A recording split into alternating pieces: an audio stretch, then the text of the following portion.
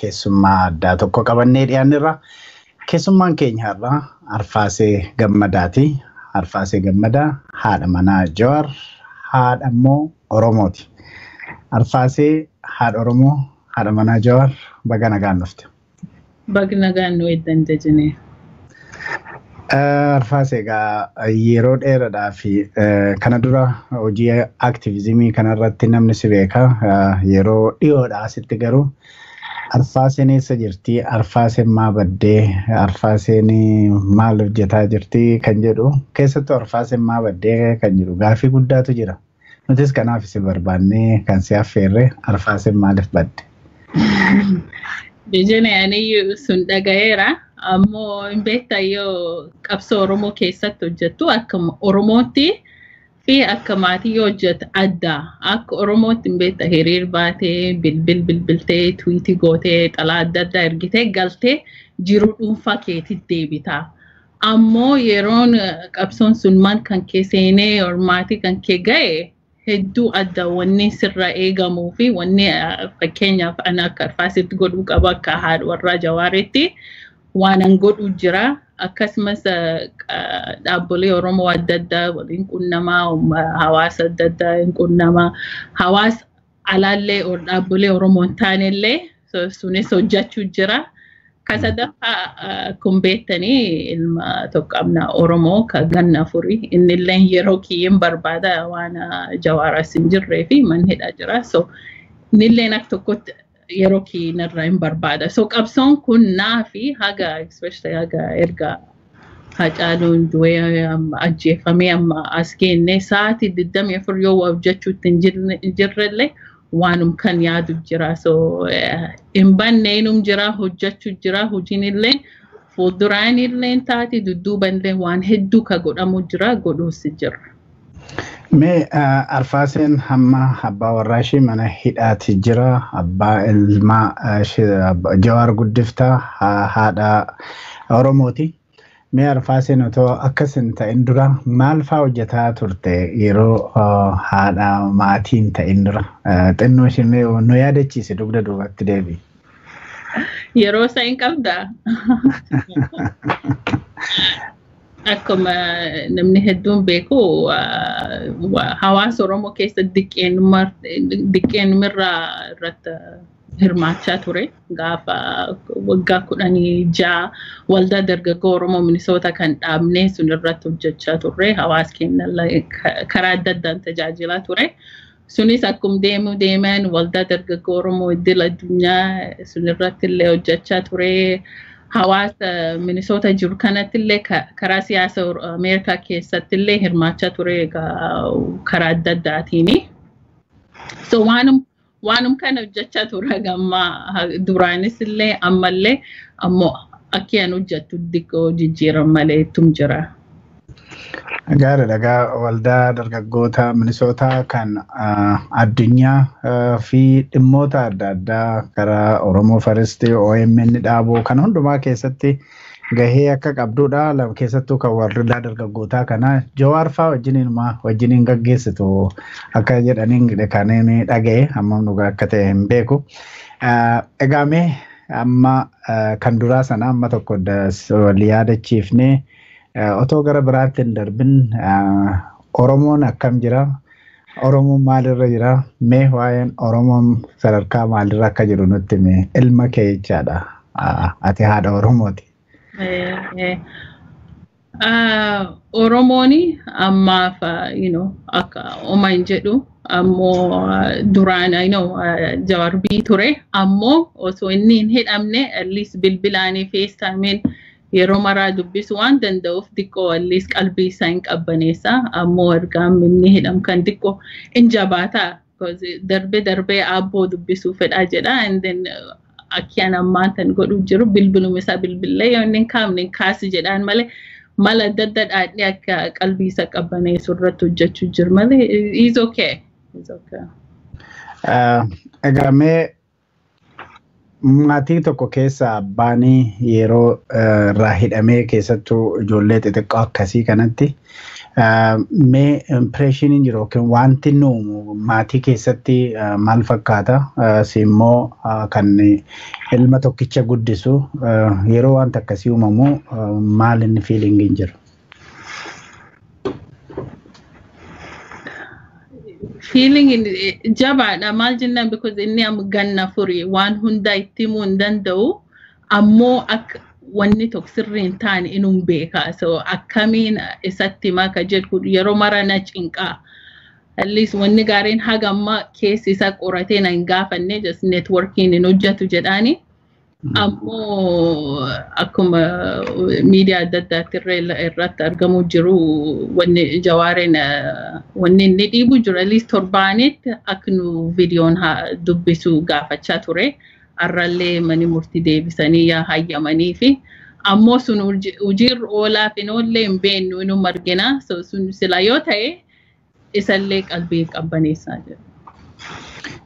Mee gara dhumarratti kan inni haasaan inni Jawaar wajjin godhee guyyaa sanaa miira akkamii gaafii akkamii kaasaa akka inni ture mee sanu yaadachiise. Guyyaan dhuma kan inni dubbise gaafa guyyaa Hacaaluu ajjeefame suni guyyaa sun hundinuu rifannee ana akkuma dhaga'een hin amanneeyyuu namni an duraan bilbileef Jawaar jechuun Jawaar tekstii godhu because Jawaar akka abbaa manaa callaa osoo hin taane yoo dubbiin biyya dhuftu dubbii dhibiyyoo qulqulleeffachuu barbaade isum gaafadha so is tekstii godhee adoon is gaafachuu jiru. Oromoon ayyoo abbo bilbilinaan jedhus lafuma ka'ee naman tekstii godhannee hin beekne tolee ganam haasofnaan jedheen akka inni bizii ta'u beekee ganam inni inum didee inum na dhiibe no ammoo bilbilee fi viidiyoon dubbifnaa jennaan bibilee fi akkum dura dubbatan akkam jirtaa Jawaar taphachiisee kolfanii tolee nagaan bulee boru dubbannaa jenneen akkasitti walirraa cufne. Gaariidha amma kan ilma keetis jira kan maatis jira mee walumaa galatti maatiin keessattuu yeroo abbaa warraa hidhamee jedhu maatiin akkanatti bifa kanaan addaan bahuun maal akka maatii tokkotti maaltu itti dhaga'amame akka haadhattis akka haadha manaattis akka nama ijoollee guddisuuttis gara keetii hedduu na ciqa maal jennaan duraan egaa ammaaf wal bira hin jirmite inni bii jira achi hojjechuu jiraanas jira so bilbilii fi FaceTime kan dubban sun at least xiqqoo qaasuun hin cufaa amma sun dhabuun sun irrattillee erga inni hidham kana akka dubbisuun iyyuu ka guyyaa 55 booda xiqqoo bilbilaan dubbisee xiqqoo margine networking xiqqoo nu rakkisaa ture ammoo ergenni dhame maatii achiini yoo warri dubbisan haala inni keessa jiru hubachaa maal fayyaa qaba nagaa qaba maaltu miidhu jira akkam jira maal jedha wal gaafachuma jira warra avokaatollee ammoo sun gaaf mootummaan achi dhowwu guddoo cinqama maal jenna maan keessa oolee akkam bulee maal ta'e yoo hin dhageenye yaaddoo dhibii nam keessa galcha so it's a big Imbeenna duraanii rakkoo guddaatti biyyi sun keessa jiru ammoo haala dhiyeen kana akka biyyi sun dhugaanu seerri tokkollee hin jirre waan yeroo mani murtiin wajjee hin dabarfamuu hin dhaga'amu seerri tokko hin jiru yeroo tokko abdii si kutachiisa ammoo abdii kutachuu hin dandeenyu malee you feel almost akka hopeless taata karaa mormituun karaa argattuun karaan cuftuun waan cufam sitti fakkaata. Mee dhiyeenyatti haalli fayyaa Jawaar baay'ee yaachisaa ture fuulli isaatti dhiita'ee akka kaa'ee dhaabbachuu dadhabee walumallee dhuguu dadhabee kan immoo gara kan inni nyaatee yookiin dhugee garaan taa'u ture yeroo sana sababa sanaan dooktariin dhuunfaallee akka hayyamamuuf gaafate. Sunillee didamaa ture. Miirri yeroo sana akka maatitti keessa turtanii akkasumoo rakkina akkasii keessa seenuu sana yeroo argitanii akka maatitti maal miira akkamii keessa turtan? Akka maatitti hedduu cinqamne maal jennaan achi jiraadhee arguu hin danda'u miti. So maatiin achi jiran akka deemanii ilaalan warrilleen yoo deeman achi gursanii. So warrilleen achi cinqamanii bilbilanii anilleen asii waan godhuu hin dandeenyee fi halkan rafuu hin dandeenye. Anilleen actually na dhukkubeeyyuu because waan tokko yoo guddoo yaaddee qaamii kan keelleeni qaam kan kee keessa hin garsiifama. So karaa cufaanii guddoo miidhaa guddaa nu seensise akka maatiitti. Mee ati biyya mirgi namummaa tokkotti kabajamu keessatti jirta, keessattis guddatte yeroo namni dhukkubsate tokko aksasii dooktara dhabu kanamee seera kana yeroo wal maddii ilaaltee jettu waan Itoophiyaa akkamitti ibsita?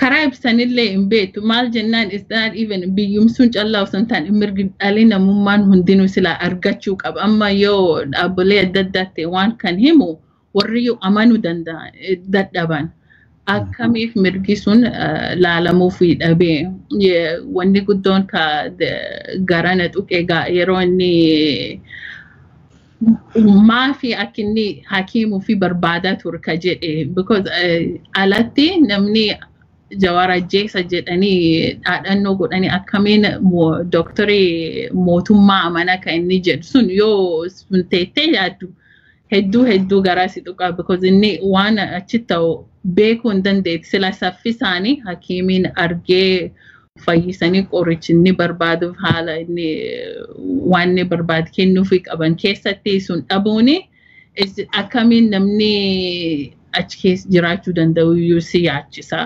No, especially mootummaa ka nagaa fi demokraasii biyya kanatti fin jedhee wanni aangoo seenanii duraan abdii uummata keenyaa ol qabanii jedhanii achiin baksuun ga'anii waan akkana godhuuni hedduu nam gaddisiisa. Gaariidha meegaa akkama jawaar mirga namaatii fi namummaatiif qabsaa jedha kan immoo hundumatu beeka.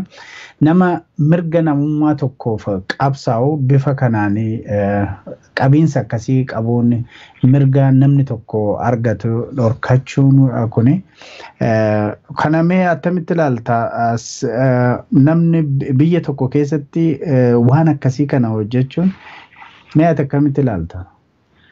Inni beektaa ergaan jawaar beekame waggaa 14 inni waanum kan jedhe mirgum namaaf falmaa.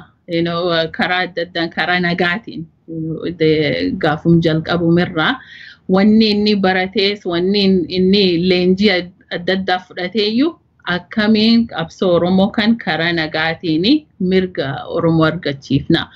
Yoo karaa nagaatiin godhan Oromoo callaaf osoo hin taane nam biyyi sun keessa jiru hundaafiyyuu bu'aa guddaa qaba. Right? So ofiif leenjii fudhatee nullee nu leenjisee ummatti dhibiillee kabiisuun keessa jiraatanii diisitti nama hedduu leenjisee akkamiin maaf akka qabsoon nagaan kun barbaachisa ta'e irratti. So inni dhugaanuu qaama ofiitiin karaa hundaatiin karaa suniin amane and then amma akkanatti mirga fi dhabuuni is guddoo na gaddisiisa. Jawaar egaa qabsoo karaa nagaatiin jedha. Yeroo inni qabsoo karaa nagaa jedhutti yeroo sanatti surma audio namatti ta'aati ture namoota baay'eetti mootummoota kana humnaan malee karaa nagaatiin kan jedhamu hin ta'u yeroo jedhamutti inni waa'ee qabsoo nagaa kan himaa ture. Dhiyeenya kanatti yeroo inni mana barnootatti eebbifamu kan inni xalayaan illee yeroo sana waan inni barreesse wanta itti maxxansitetu jira. Mee yeroo ammaa kana isa maxxansu maaliif yaaddee qabiyyeen humti barreeffama sanaatu maali eessatti barreesse maaliif barreesse?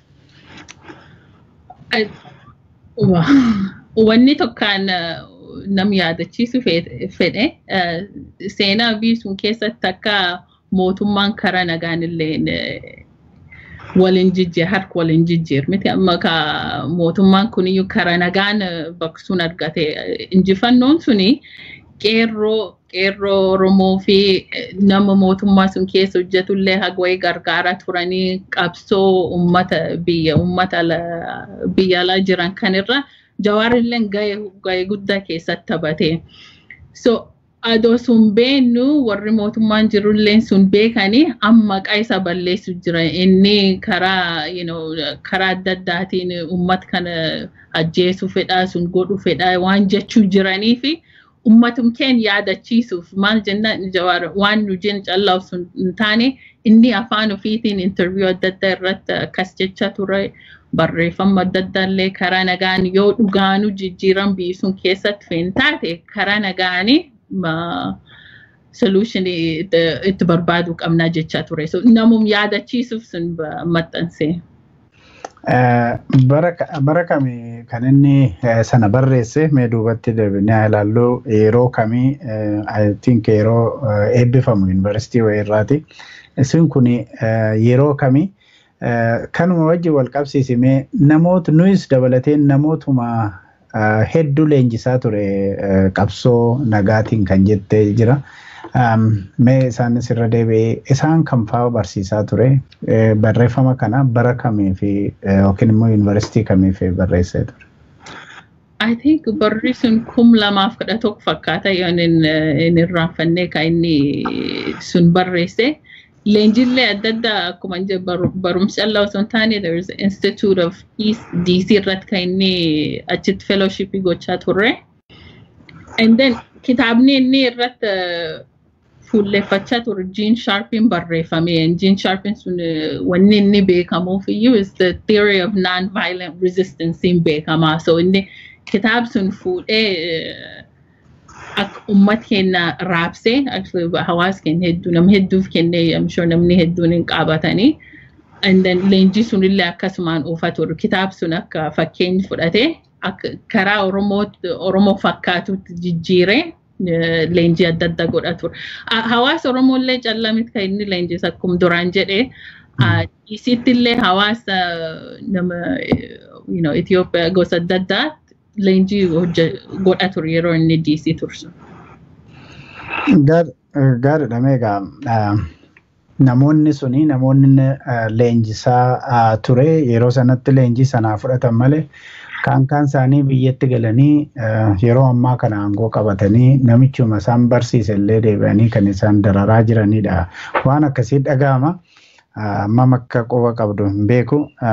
Meeqa kanaan wal qabatee hidhamuu Jawaarin wal qabatee advokeesii adda addaa akka hojjetaa ta'atillee jirtudha. Gama biraatiin seneetaroonni Minisoota iddoon ati jirtutti mormii isaanii keessattuu Jawaarii fi Mishaa Cirree akka hiikaman kan jedhu xalayaa wayii barreessanii ture. Mee waan sana nutti himi kan sadarkaa kana ga'uudha fi maal akkamitti sadarkaa kana ga'e xalayaan nuti suni jirra kan akka barreessan maaltu isaan kakaase? Duraan osoo sunitti hin seenne dhugaan Oromoo ta'uu kiyyaa hedduun boone maal jennaan marsaa Oromoo protestii kana hawaasni keenya osoo xiqqaa guddaa hin jenne dhiira dubartii hin jenne dandeettii warraa fi beekumsa warraatiin qabsoo kan irratti hirmaachuu jira. Akkuma nu bakka hundatti arguu jiru haala haaraatiin haala ammayyaatiin whether Twitter campaign taatu xalayaa adda addaa barreessu video adda addaa qopheessu namni cuftinu rakkoon kuni rakkoo kii jedhanii ham danda'an irratti hirmaachuu jiran. So yeroo namni hundinuu akkan itti cicce akkuma ammaan dura haasofne injifannoo xixiqqaa arganne yeroo gabaabduu kan keessatti. Yeroo tokko gaafa akkuma yeroon Jawaar guddoo dhukkubsate sun ka warri hakiimisaa akka argidhowwaa turanii ummanni keen iyyanii sun bakkaan gaana lisa gwayitti. Yeroo innilleen maatii kee dubbisuu qabaa dirqama jedhee dhowwanii ummanni keen ka biyya alaa jiraniif ka biyya keessa jiran iyyanii sunillee hagwayii arganneera. Wanni injifannoon gurguddaan kaan lamaan kaati jettee xalayaan adda addaa senaatorii ka Minisootaa fi ka nam diddam ka saayinii godhan sun Sunfaan wanneen injifannoo kan hundaa nu argisiise hawaasni keenna kaalkanii guyyaa hiriir baanee waan kan hunda godhuu jiranii isanit kan fide sila dhugaa mootummaan sun yoo mata qabaatan taate waan namni namaan hundinuu sila argachuu qab beekanii namaa godhan ammoo warri akkas godhuu hin jiran even gaafa mani murtiillee kan godha jedhanii murteessanii hojii oolchuutu hin jiran waan kan hunda hojii irratti oolchee qabsoo uummata keenyaa ka biyyala jiranii fi qeerroof qarree ka harki duwwaa baanii akkas ajjeesuu jiran sigale so xalayaan sunii fi waan kan hunda qabsoo kanatti fidee asiin nu ga'e sunillee fudhannee amma dhugaa yaa arganne ammoo dhiibuun qabna akkuma maantan dhiibu jirru dhaabbachuu hin qabna amma senatori Minnesota lamaan kana guyyaa lama akkuma xalayaan sun bahetti hawaasni adda addaa bilbilanii uummanni Oromoo akkas maqaa nu balleessuuf bilbilaa turan. Yeroo akkuma xalayaan sun bahetti soon amma akka warra bilbilee qabsoon tokko warra galatoomaa an Oromoodha akkan qabsoo keenya waan nu bir dhaabbataniif ulfaadha galatooma jechuu ni qabna akkasuma dhiisuun qabso warrillee wanni nu hojjenneef bu'aa qabaa jechuu danda'u qabanii so akkasumatti itti fufuu qabna haga warri kun hundinuu alliis hidhaa ba'an itti fufuu qabna abdii kutachuu hin qabna. Seneetoroonni warri lamaan kun warra Minnesotaadha. Egaa Foreign Affairs yookiin dantaa dhimma alaa Ameerikaatti kan barreessanidha. Akkasumas mana maree Ameerikaa keessaayis barreessanii gara bultii yookiin guyyaa murtaa'e keessatti akka deebii eeggataa jiranidha. Waliigala kana yeroo ilaaltu kutannoon uummanni Oromoo biyya alaa jiru kuni fi irraa ka'uudhaan xalayaan isaan barreessan kuni maal argamsiisa bu'aa maaliit argamsiisa kan jedhu yaadda yookiin mootummaa Itoophiyaa irrattis haa ta'u gara mootummaa Ameerikaati. I think bu'aa guddaa qaba maal akkuma amma jennee biyyi sun waan seera qabuyyuu hin fakkaatu miti so biyyi seera hin qabne tarii yoo mootummaan biyya alaa dhiibbarratti goote sun jijjiiramu wayii fiduu danda'a jenneeti hundinuu waan kan hojjechuu jirra. So akkuma nu beeknu yoo biyya alaa jiraatte waan maybe sadii moo agas hojjechuu dandeenyu miti sila bakka horiin qarqaaramuu qabnu qarqaarraa sagalee uummata biyya keenyaa addunyaatti beeksisu so sun irra cichuu qabna. Akkuma senatoriin kun barreessanii senatorii adda addaallee dhiibnee warri State Departmentii waan kan arganii beekanii seriously fudhatanii mootummaa sunirra dhiibbaa yoo godhanii jijjiiramnee dhufuu danda'a jedha. Akkuma duraan jedhe warra filatam callaa irratti hojjechuutti hin jirru dhaabbilee adda addaa kan mirga namummaa laallatu waliin hojjechuu jirra warrilleen amyoonu xalaa kan arginu waan itti good job jedhan kun nu gargaaraa jedhanii sunillee warrallee hamilee kennaa fi hamilee argatanii nullee achi karaa sun hin dhiibnu karaa hundaan mootummaa sun dhiibuu qabnaa jedhan I think sun irratti fuulleffachuu qabna. Mee Arfaasee kutannoo warra biyya alaa kana baay'een dinqisiifadhaa jetteerta yeroo ammaa kana hiriira walirraan hin cirnetu adeemsifamaa jira. Embaasii Itoophiyaa amma kan Minnesota jiru, London jiru, Netherlands, France jiru, kana hundumaa Washington DC jiru, kana hundumaa fuulduratti bahanii mormii isaanii agarsiisuudhaan hojii embaasota sanaatu ugguraati jiru. Mee kanarra deebiiti yeroo ammaa kana sochii uummanni Oromoo alaa kuni mee akkamitti ilaaltaa? Lammata immoo gara fuulduraattis asumaan waan jettuun yoo thank you jechuu barbaaddes waan jettuun asumaan carraasi. Erga waggaa 16 ture I told you waan qabsoo Oromoo kan irratti hojjechaa ture. Hiriiras kumaatan baanee yoo dhugasitti wanni tokko at least amma xiqqoon oomaaf malee hiriir hedduu baanee turre bu'aa hagammaan tan argachuu jiru hin arganneellee. So suniif karaa adda addaatiin uummanni keenya osoo gargariin cinne akkas dhiibanii haala hiriir baanillee adda adda uumanii amma akka warra Austraaliyaa sun hiriir ba'uu hin dandeenye xiyyaaraan saayinii mul'isuun suniyyuu yaada adda addaa si garsiisa. Bu'aan isaa hedduu guddaa jedha. Ammaan tan guddoo uummanni keenya fookastii ta'eera. Amma lesse yoo rakkoon tokko har dhufte rakkoo suni akkamiin itti xiyyaafannee waan sun dhageessisuu dandeenya jedhan. So it's very organized karaan ammaan tan qabsoon deemuu jiru. And I think yeroo akkas ta'u because qabsoo tokko nam lama eegachuu hin qabnu, right? Yoo namni hundinuu karaa hundaan itti hirmaate bu'aan leen akkasitti argama. Hojiin leen xiqqoo bu'aan ba'aan isaa nam tokko irratti hin hafu. So I think kara gaarii jirra. Wanni an dhaammadhu waggeessa ulfaadha, uummata Oromoo akkuma isaniin jedhe isaniin boona. And wanni kan qaabachuu qabnu yeroo dubbiin tun jabaattee haalii waan furmaata hin qabnu fakkaate wanni nu yaadachuu qabnu I think warra hidhaman kan especially yeroo tokko Shamsuddin Xahaaf Hamza Boorana halkan guutuu tumanii ka jedhan sun yoo dhaga'u hedduu gara na guba maal jennaa warri haal sun keessa jiraatanii still abdiin kutan. And then Misha Cirris Tatus Guyyoo Wario Malese Dirribsa yeroo warri keessa jiraniyyuu kan beenne achi abdiin kutanne. And Baqqala Garbaa fi Jawaari, Abdii Raggaasaa, Shuggut Galataa warri kun cuftinu haala warri keessa jiran sun keessa ka abdiin kutannee ittiin fufanii man murtii mataa ol qabatanii deeman kana nu maal jennee abdii kutachuu hin dandeenya. So I think sunum akkum deemnu waan kana akkasuma dhiibaa yoo xiqqoo garaan nu hammaatellee warrum kan callamit kan maqada nama gamit man hidha keessa jira mataa ol qabatanii jabaatanii ummat keen abdataa nu abdataa jiraachuu jiran nulleen sunu mata keessa qabanne ittum qabsoo kan akkasitti geggeessuu qabnaa jenna.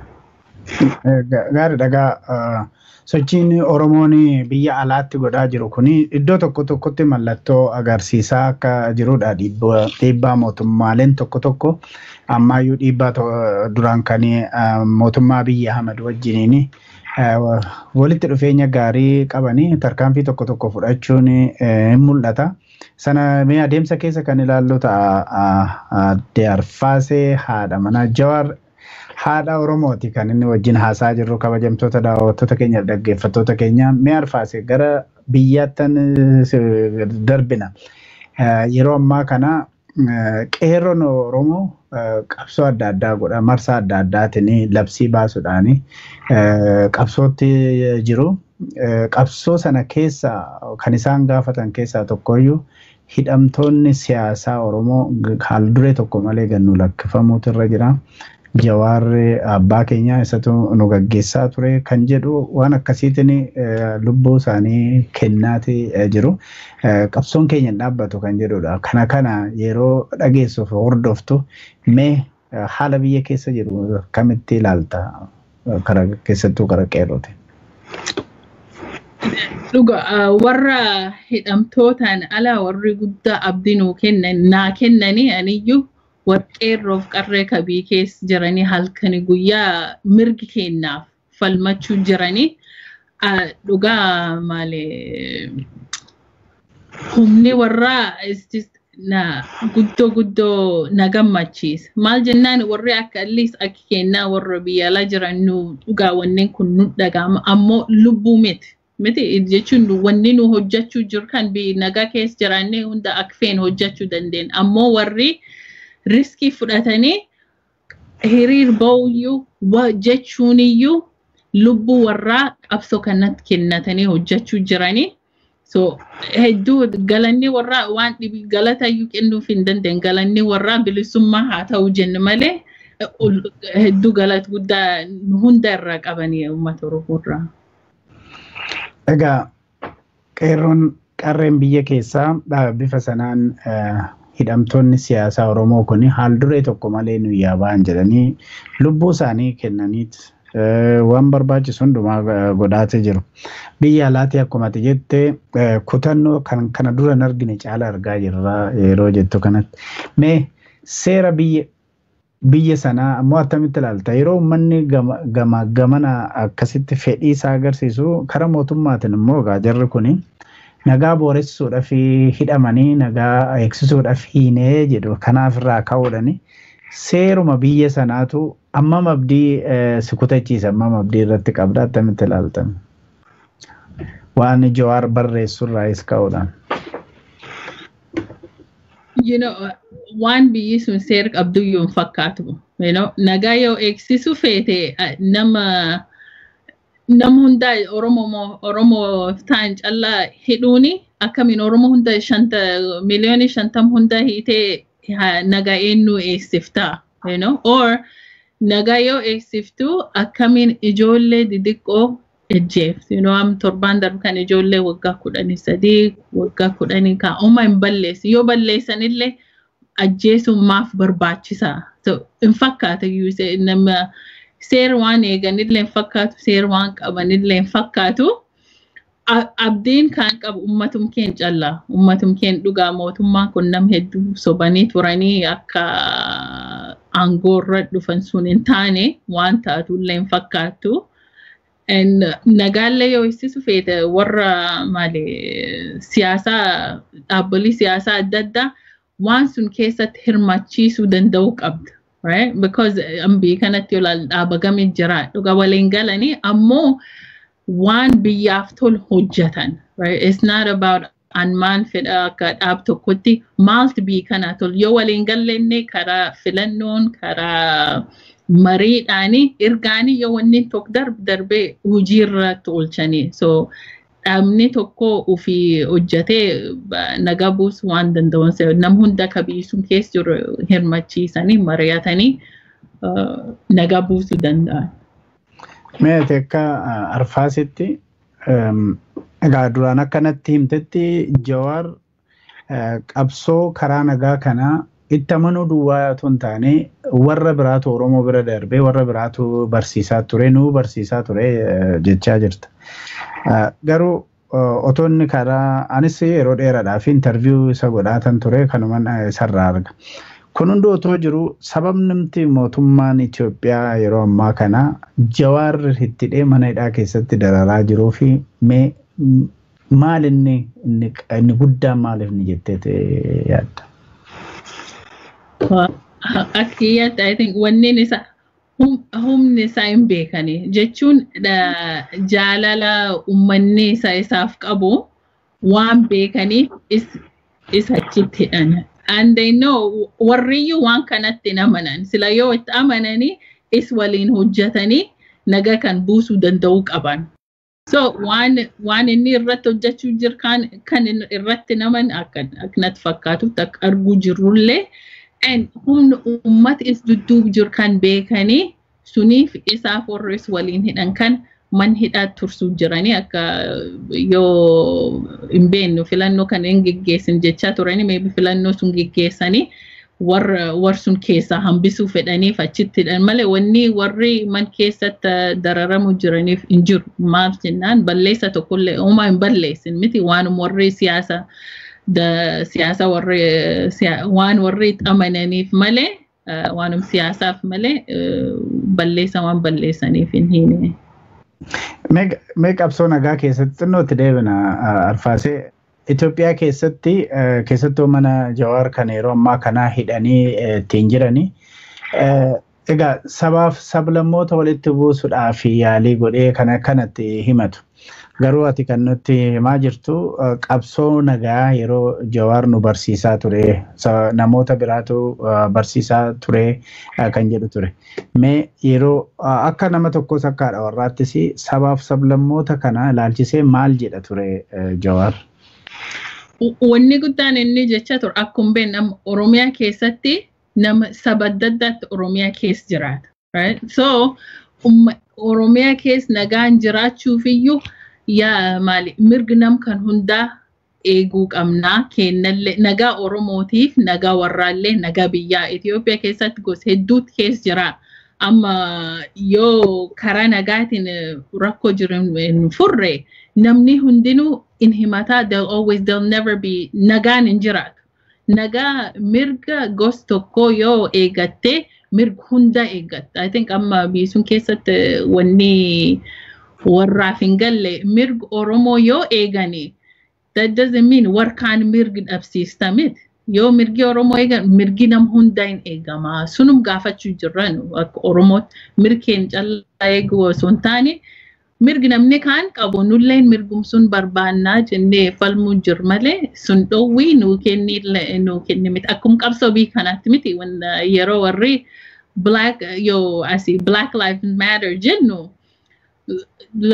lubbum nam gurraacha eeg jechuutti hin jiru. Mirgum nam hundaa kennuu jirtan sun nullee nuu kenni mirgi namummaa kan namni hundinuu sila argachuu qabsuni nulleen sun barbaannaa jechuu jira. Asittillee biyyattisillee sunuma waanuma Oromoo callaaf kennamne. So yeroo qabsoo nagaatiin waan geggeessitu namni hunda akkuma tokkotti mo'atanii mirgi warraallee akkasumatti eegama. And then mirgi nam hunda yoo eegamu nagaanillee buutee biikaan tarkaanfachiisuu dandeetta at least to a real democracy instead akkanumatti waan mootummaa abbaa irra maruu irraa karaa dhibiitiin democracy seensisuu danda'ama. Innilleen fookisiin isa guddaan sun. Gaariidha. Arfaasee Gammadaa haadha warraa Jawaar haadha Oromoo. Mee gara dhumaa irratti carraa kanatti fayyadamuudhaan ergaan ati dabarfattu yoo jiraate gama biraatiin immoo otoo Jawaar carraa waan interview keenya kana ilaaluudhaaf carraa argate maal jettaanii asumaan isaafis ergaa dabarsiif. Dhuma kan qaba akkuma duraan jedhee hawaasni kennaa ka jiranillee ka biyyalaa jiranii jabaadhaa qabsoo kenna akkuma ammitti jiranillee akkuma ammitti jirru dhiibumaa ittiin fufuu osoo abdiin kutannee osoo hin dadhabne akkasum dhiibbaa haga gaafiin kennuu deebi'utti itti fufa jedha. Inni wanni dhibiin kan irraanfadhee isanillee warri OMN hojii hedduu nu boonsuu hojjechuu jirtanii jabaadhaa miidiyaan adda addaa ka Oromoo ka jiru jabaadhaa hawaas kennatti oduu jiruu fi waan adda addaa nu argisiisuu jirtanii ulfaadhaa isaniin jedha. Jawaariin jabaadhu jedhaan innillee hin beektaa yoo maatiin haasa'u yookaan yoo warri abukaatoon dubbisanii Jawaaritti hamilee nuu kennaa jedhan gaafinni dhukkubsuun xiqqoo gara wanni ta'an malee inni wanni hamileen isaa gammachuu qaba. Gammachuu achi jiru osoo hin taane ummanni Oromoo waan hojjechuu jiru waan dhaga'u jiruu fi akkuma fula hunda dhaga'u jira abdiin isaa uummata Oromoodha. So jabaadhu Oromoon si dudduub jirti jedhaan yoo kan arga. Hedduu galatoomii Arfaasee Gammadaa haadha warraa Jawaar haadha ilma tokkicha Oromoo. Egaa yeroo xinnoo qabdu keessaa waan nu faana dabarsiteef hedduu galatoomii. Ilmi kee immoo seegaatti jira akkana dugda duubaa seegaa jiru nan argaatan jira. Egaa waan nu faana turteef hedduu galatoomii. Yeroo biraa immoo deebineeti maatii Jawaarii sin gaafannaa. Anarraaf turtee ammaatiif hedduu galatoomin siin jedha. Galatoomta jeneetis. Egaa kabajamtoota daawwattoota keenyaaf dhaggeeffattoota keenya turtii Arfaasee Gammadaa haadha warraa Jawaar haadha Oromoo wajjin kan goone kanarra.